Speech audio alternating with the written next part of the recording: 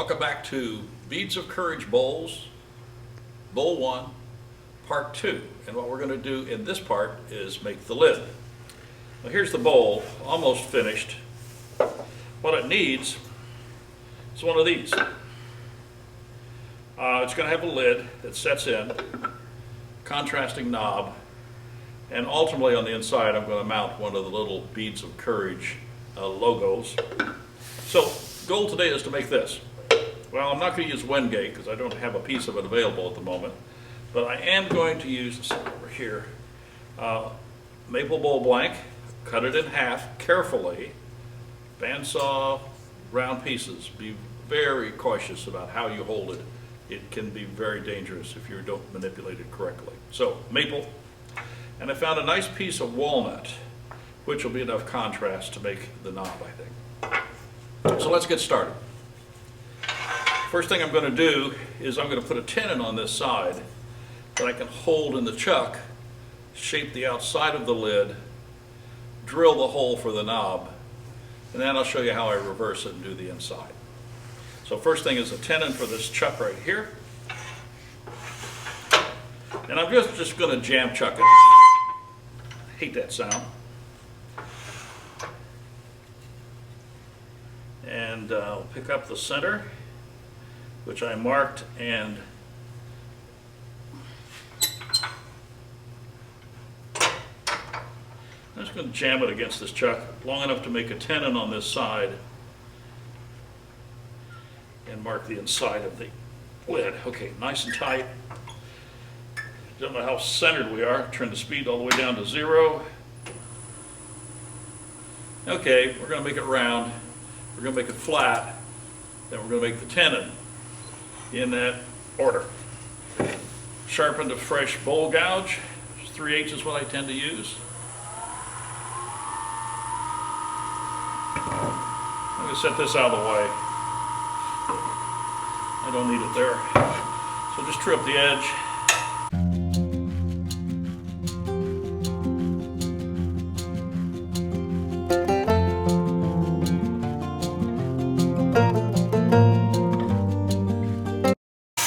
So now that's running true, that's fine. Now we'll flatten this edge here. We'll do a pull cut, just simply straighten this out.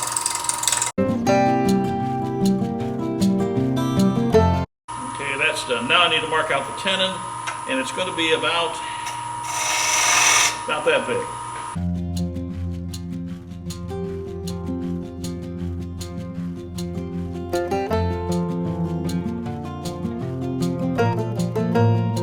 Okay, now I need to true up that tenon a little bit. Normally I use a skew chisel, but I don't have one at hand.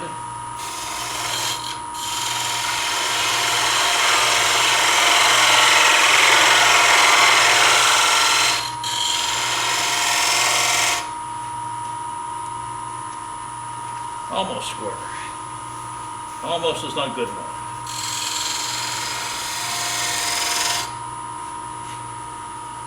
That'll do. So now we're going to reverse it. Actually use the chuck.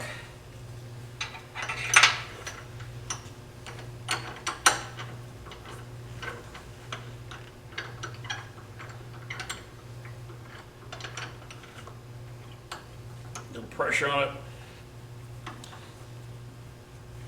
Good and tight.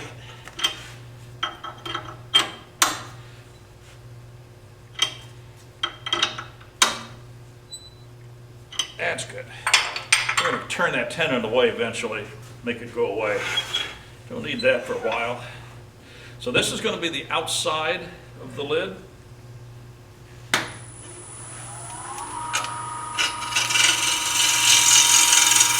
Just true it up a little bit.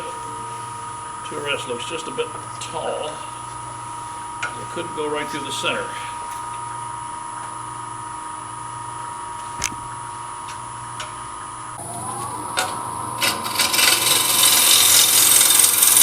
Screw it up a little bit.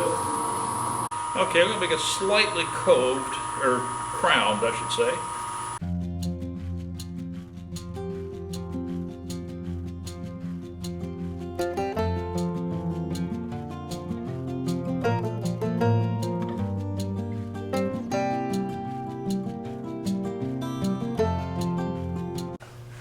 So I need to decide how big that around should be relative to this. So let's take a quick measurement of the outside. I would like the lid to set about like that. So to me, the outside edge is about there. So let's just mark that.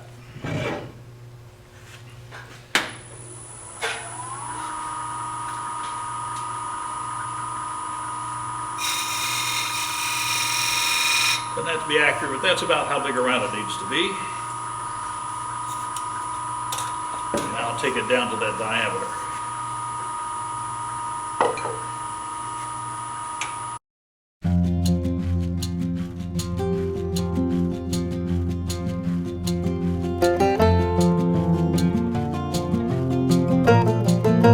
Just softening that edge a little bit. Sandpaper will finish that off. But now I need the hole in the center. So we're going to do a little drilling.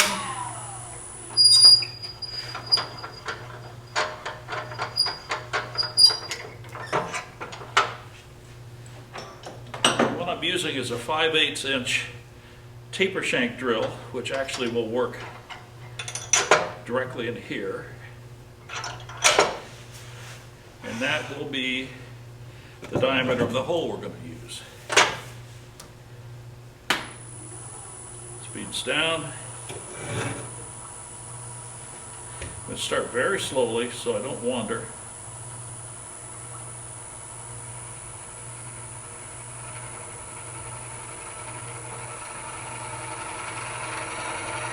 And all the way through.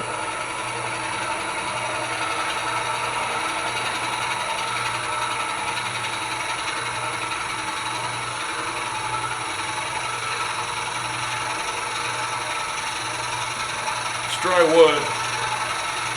The chips are extracting nicely.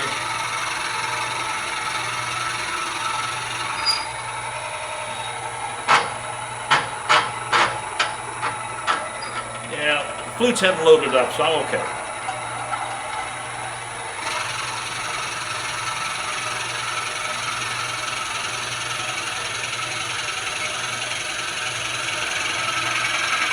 And there we are. Hole's done. Hate that sound, I need to wax the waves. Take the drill bit out.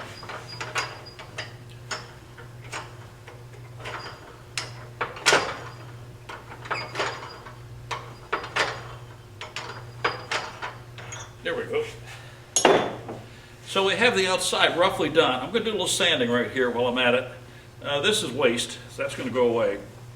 I think now that I look at it, I'll probably take it away right now.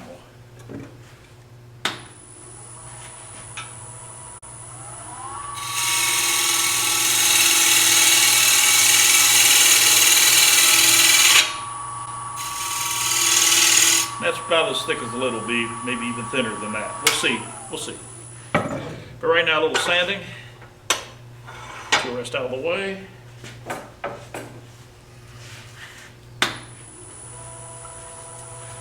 I'm going to use some strip sandpaper simply to give that curve a nice shape. Just to get my tool marks out.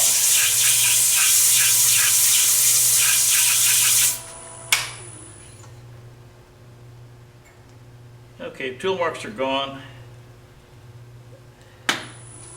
This is probably 150, I'm not sure. I don't see any marks on it, but it feels kind of rough. And we'll do this corner a little bit more. So now let's go to the reciprocal sander so I can randomize the marks and make them all disappear. This is 120.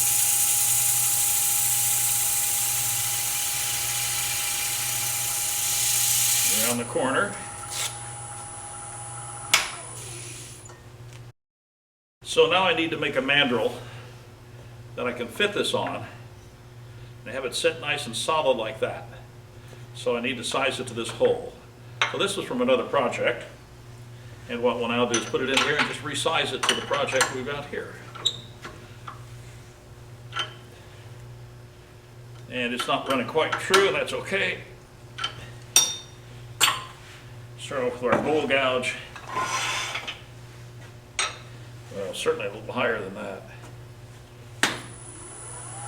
I'm going to true it up a little bit.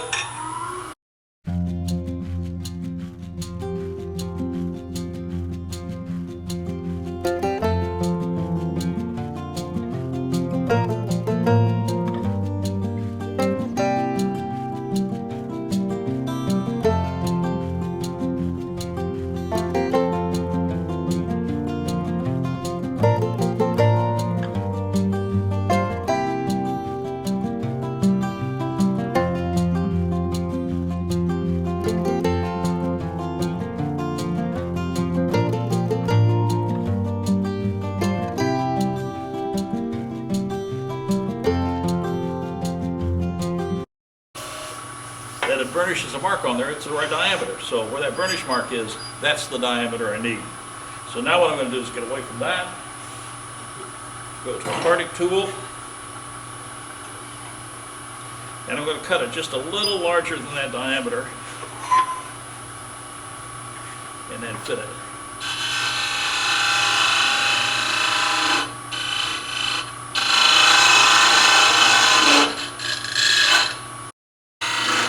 And that took off just about a micron. Oh, and it's almost right. The burnish mark now is further down. That's fine. I'm going to make sure this is coved in the back. And then it's going to sit on this edge right there. It's going to have to be true.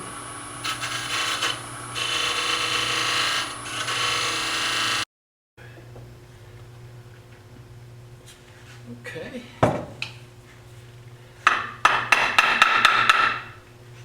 Still not quite small enough. But I left a very strong burnish mark right there, so I know where it needs to come down.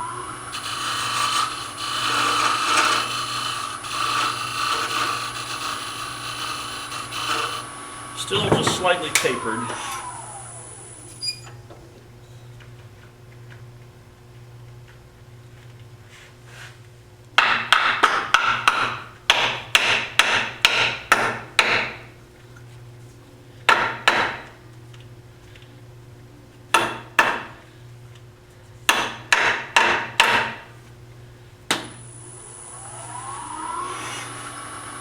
Okay, now I have a lot of wood to take away, and because that's a fairly weak hold,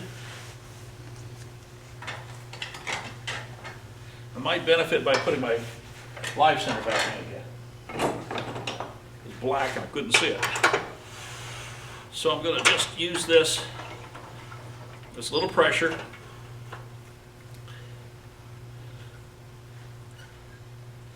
And that allowed me to take away a lot of this extra wood.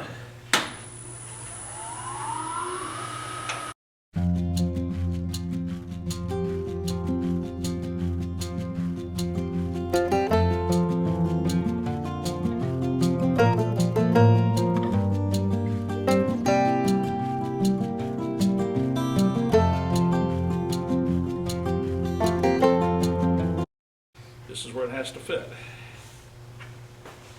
That's the diameter we need to have. And that's right there. So we'll mark that.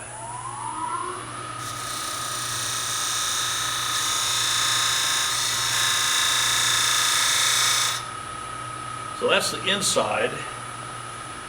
And that's going to taper a little bit. This is kind of a tapered ring here. So let's taper from there to the outside of that. Just about here. So let's mark that while we're at it. Okay, so I know where the taper has to go to. I'll do this with a bowl gouge.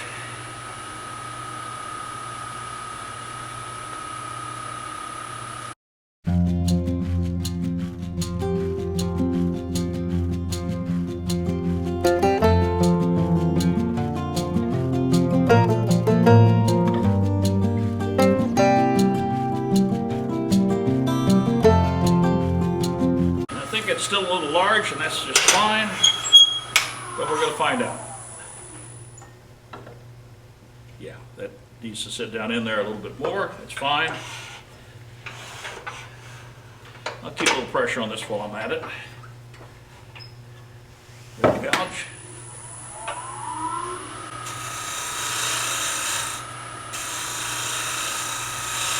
Setting this at a taper that I think is pretty close. That'll do it, except I need to clean this edge up. It's not clean at the top, and that's okay. That's what we'll do with the skew chisel. Get this flat across here.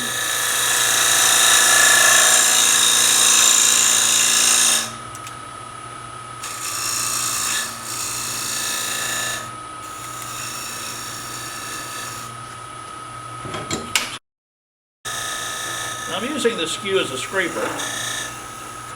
Simply to shape that. Create a nice clean corner down in there. There we go. So now, I'm going to hollow this out. We don't need all that mass.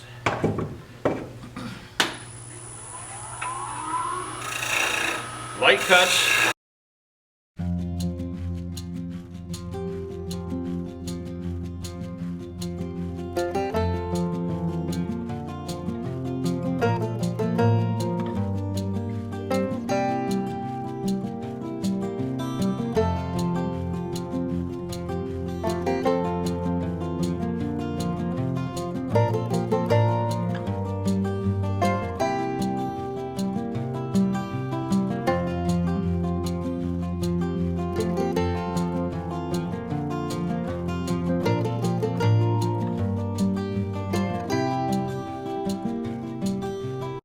I'm just removing a lot of weight. I'm looking at the thickness.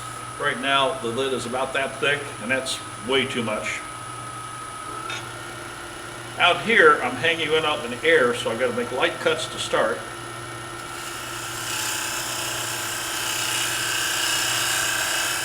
Start singing. I can always put my fingers behind it. Now let's take all this off.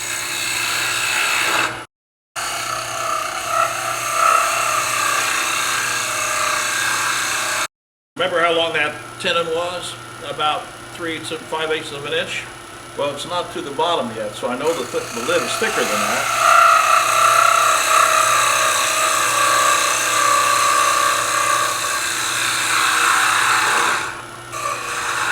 Just back down to the tenon, almost to the tenon. So I'm going to do a cleanup cut.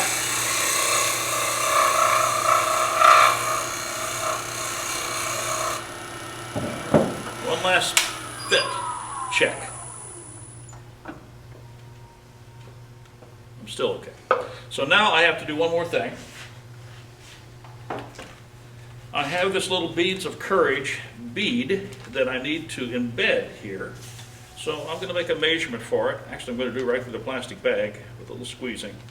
Because I'm going to mount this with epoxy when I mount the knob. And that's the diameter for the bead. And let's mark that out and cut a recess for it. I'm going to take a little off of that tenon at the same time, actually.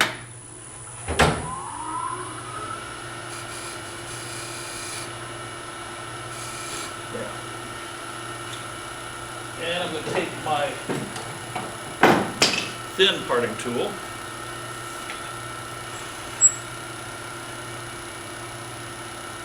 And because it's thicker, it's got to come down a little bit.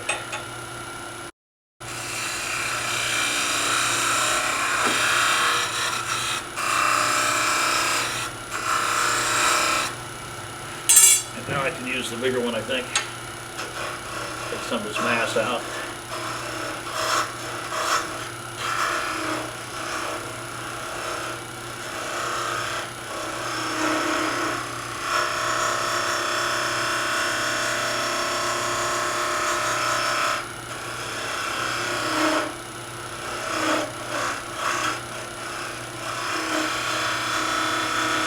Okay, let's try the bead.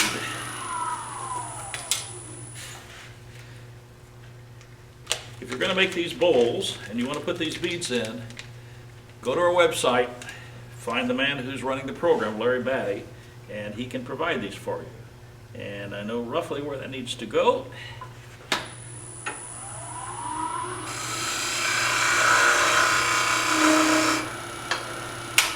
These feel ceramic. They have a hard but very polished surface. And before I glue this in, I'm going to take sandpaper and rough this up so that when the epoxy goes on, I've got a little bit of tooth for it.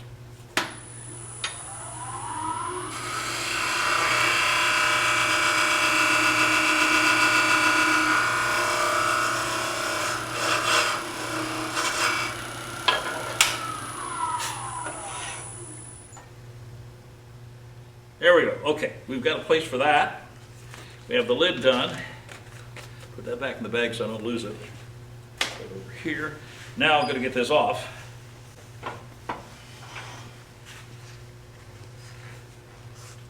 Yeah, I got it on pretty good. Well, that was the intent. So it's not coming off easily, and I don't want to bang on it too much. So what I'm going to do is turn away some of the tenon on the inside and make it thinner. As a result, it will let go of its grip, because I don't need it anymore.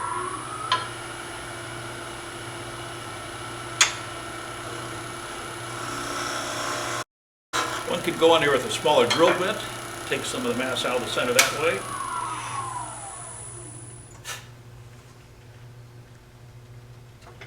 Oh, she comes. So, a little dust in here from that, but beads of courage bead goes here. The handle will go here. We've got a little extra sanding to do, not a problem. And now I need to make the knob. So next step is get rid of this, go to my stock for the knob. And I said I'm going to use some walnut. See what we've got. Pretty large piece, but it'll work.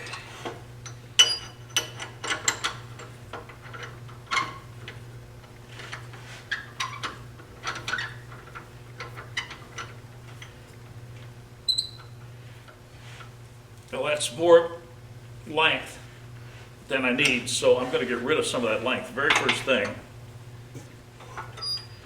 because that's going to be unnecessary and it's going to create a lot of unnecessary vibration.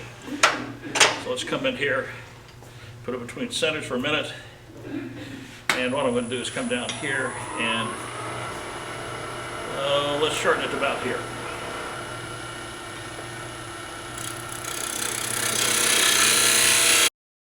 Overlapping cuts.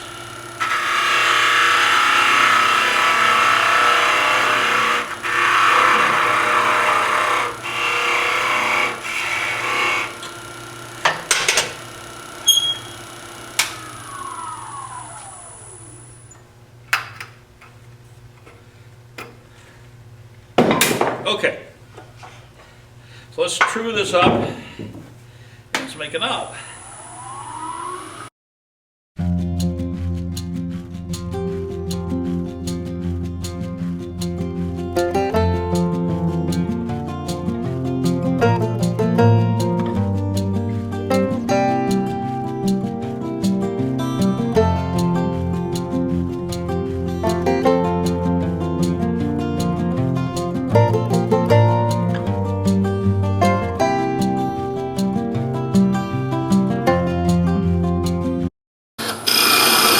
I don't want to take it down a lot, but I do want to take it down some. I think the job now is that for spindle gouge, or shallow fluted gouge.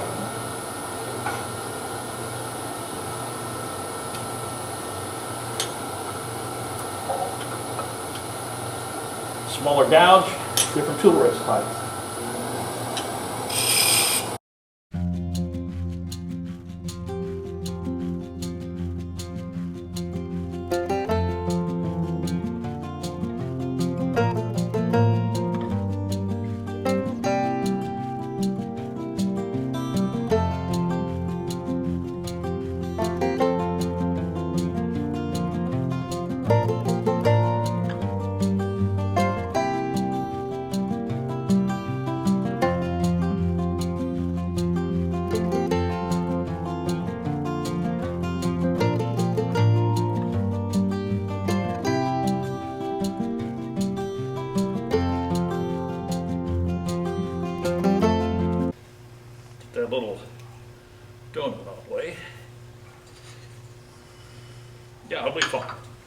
So now I need to make a shaft on here that will fit the hole.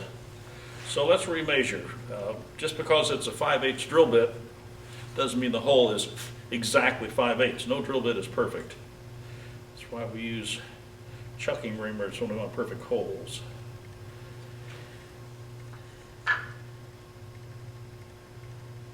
It appears to be about 1/100 of an inch smaller than 5/8, which is fine, because now I know I can use this to size the shaft.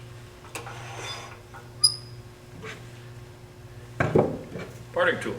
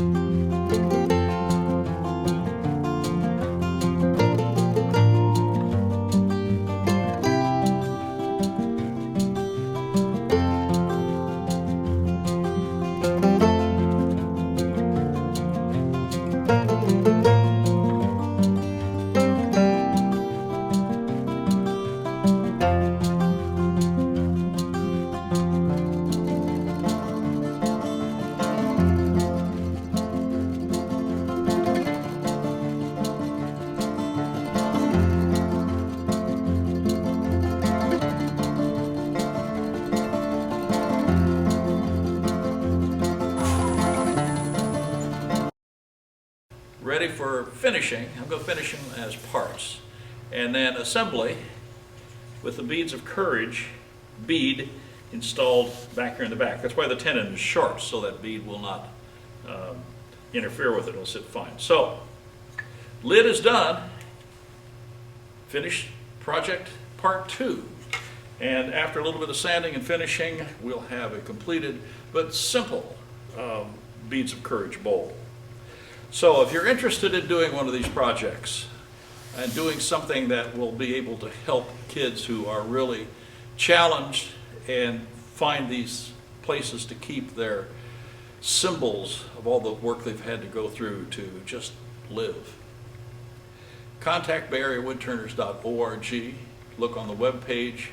First page will tell you how to find contacts for the materials, for the specification lists, and how to get these little beads to insert here and what to do with the project when you're finished. We look forward to a lot of people choosing to participate in this program. There's a lot of hospitals in the San Francisco Bay Area, all of whom could use something to help these young children. Thanks for watching. We'll be back with the next one because I'm going to do another one sort of like this but decorated with some nice design work. See you in the next video.